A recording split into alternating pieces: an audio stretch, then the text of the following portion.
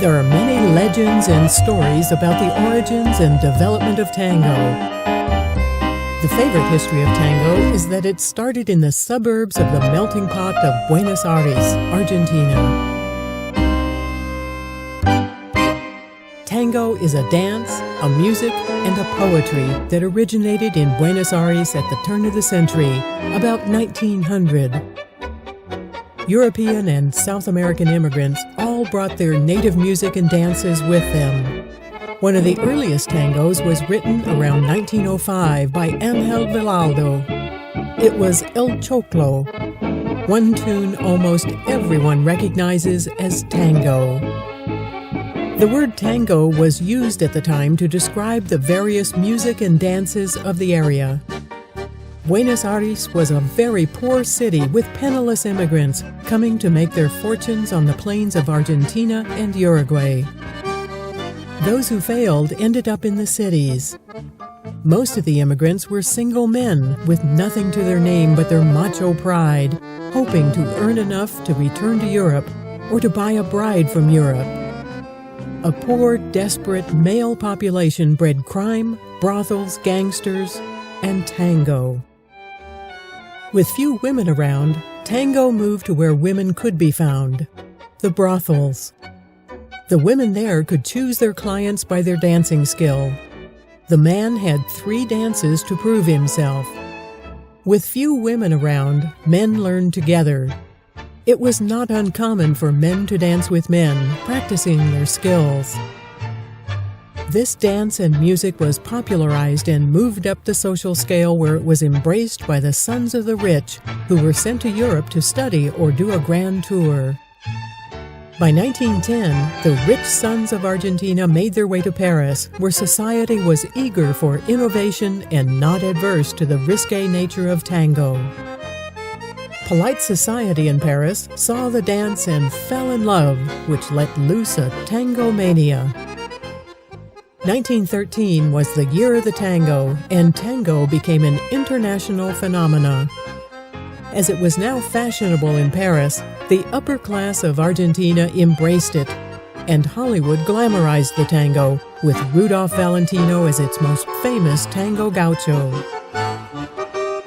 Films, lyrics, and music developed and recordings were made. By the end of the First World War, Argentina was one of the richest countries in the world. Some of the most renowned tango recording artists of this early time included Carlos Gardel, who sang the tango stories of abandoned lovers, which became the story of tango. Notable dancers during this period included Petrolio, or Carlos Estevez, who got his nickname by being so slick on the dance floor. He would bend low at the knees, and his footwork was characteristically fast. Others included Gerardo Portales, José Vázquez, Luis Lemos, Miguel Balmaceda, and Ramon Rivera. By 1930, however, tango was out of fashion in Europe, and a military coup in Argentina suppressed and censored tango for 10 years. But tango flourished again in the 1940s, which developed into the Golden Age of Tango. Tango came to be a fundamental expression of Argentine culture, and it was championed by the national political movement of Juan and Eva Perón, beginning in 1946. Tango changed with political and economic conditions, as evidenced in the music. In poor economic times, the large dance salons closed, giving way to the once popular smaller venues. Orchestras, too, became smaller again, and by the end of the 1950s, tango was again out of fashion.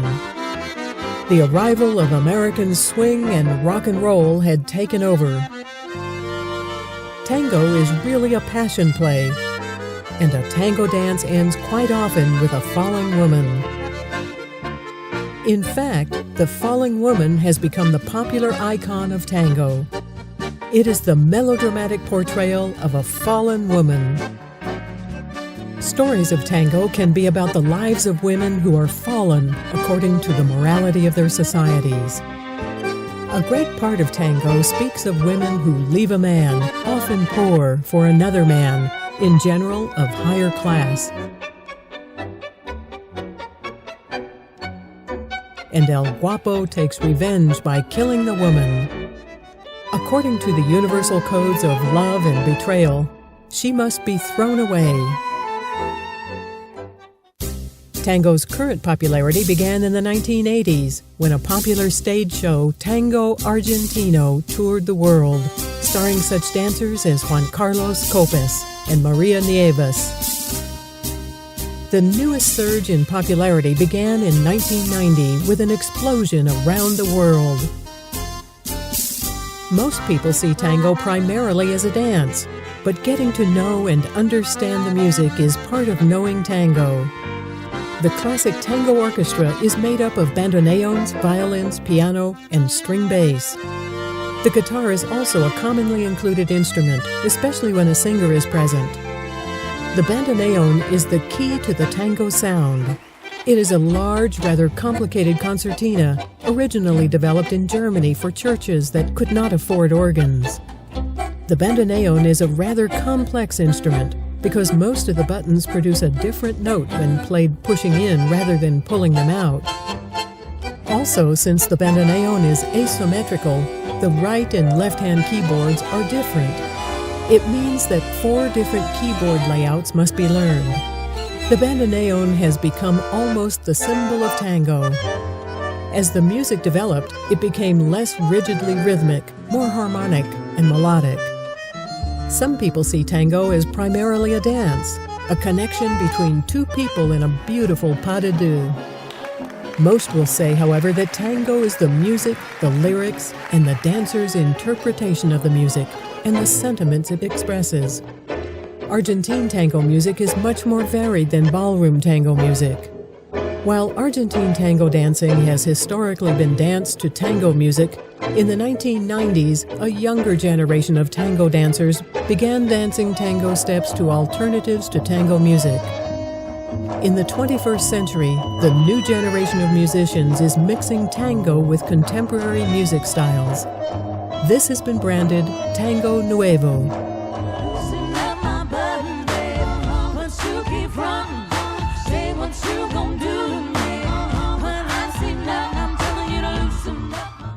Argentine tango is danced in an embrace that can vary from very open, in which the leader and follower connect at arm's length, to very closed, in which the connection is chest to chest, or anywhere in between. 3 things happen as the tango dance begins. First, the man signals through his body that the first step is about to begin. Second, the lady responds with a move backwards, acknowledging her awareness of the move, and making room for the man by starting a step backward. And third, the man senses the response of the lady and begins his first step forward. Tango dance is essentially walking with a partner in the music. Dancing appropriately to the emotion and speed of a tango is extremely important to dancing tango. A good dancer is one who transmits a feeling of the music to the partner, leading them effectively throughout the dance. Also, dancers generally keep their feet close to the floor as they walk, the ankles and knees brushing as one leg passes the other. Argentine tango is danced counterclockwise around the outside of the dance floor. A striking difference between Argentine tango and ballroom tango is in the shape and feel of the embrace. Ballroom technique dictates that the partners arch their upper bodies away from each other while maintaining contact at the hip. In Argentine tango, it is the opposite. The dancers' chests are closer to each other than are their hips.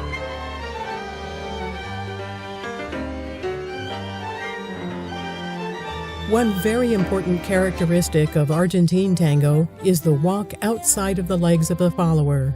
This inside walk belongs originally to the American tango. It is seen in Argentine tango, but it does not belong to it originally.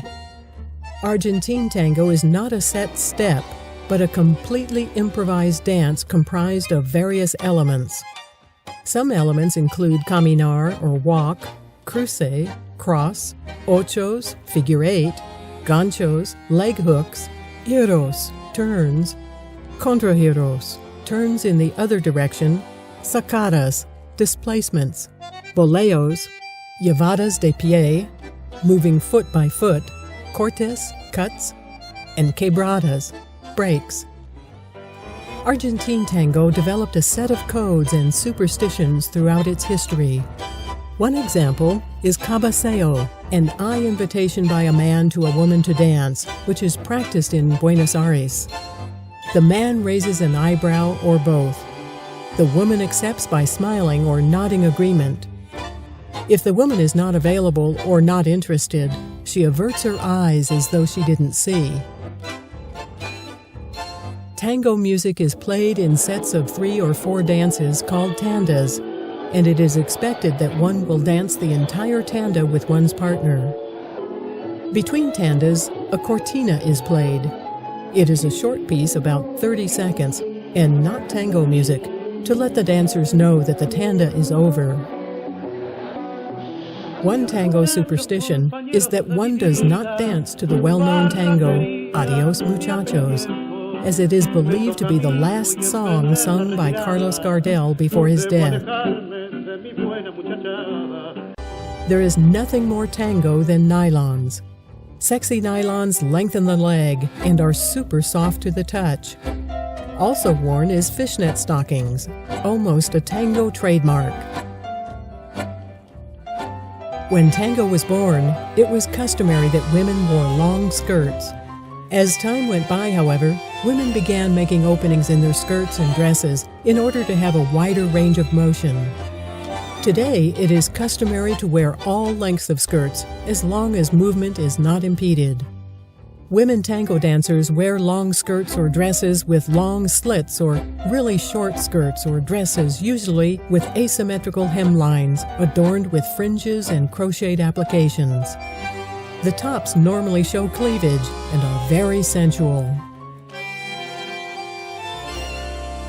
Accessories can be worn on special occasions or for shows.